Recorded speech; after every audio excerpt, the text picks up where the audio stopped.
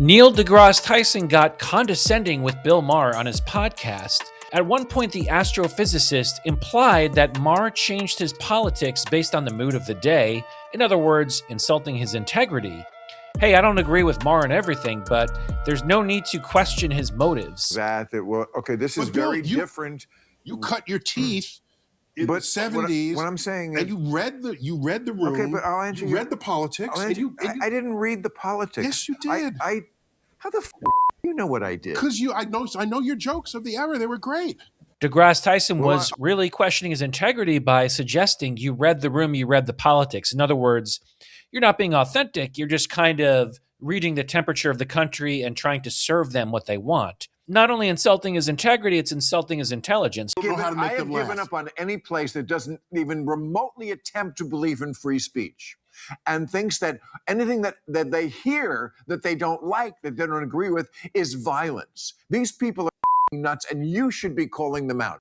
I like this righteous indignation. deGrasse Tyson took a shot at Bill Maher, and he's saying, you know what? You're trying to impugn my motives. Well, what about you? Because you're kind of a coward. All right, check out how deGrasse Tyson responds to this compliment from Bill Maher.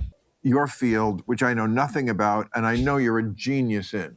Look how deGrasse Tyson just kind of absorbed that compliment, like as though to say, yes, I am a genius. When someone says you're a genius, someone with any class, any humility would say, oh, no. Like, I'm not a genius. I've worked hard and there's others that came before me. So are there any astrophysicists in the comments section? Is Neil deGrasse Tyson a genius? I'm a little skeptical. What I have faith in is that even though I can't understand how that happened, you do. You really do. Okay. However, you put in the 10,000 hours. Okay. You have the big brain. Agrees with him. Yes, I have the big brain. He agrees. Trust you on that subject. I don't trust you on everything else. But you don't have to. I know. Of course. But if I have a view of something that is factual, it's because the evidence I've seen supports that view.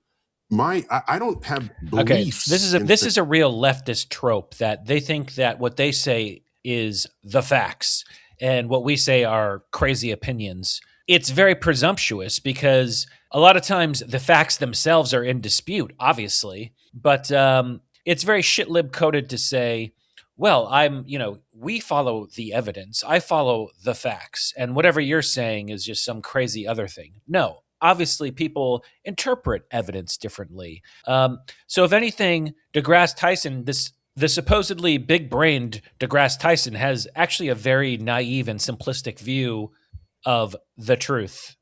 And I would ask you, what does it take to change your mind?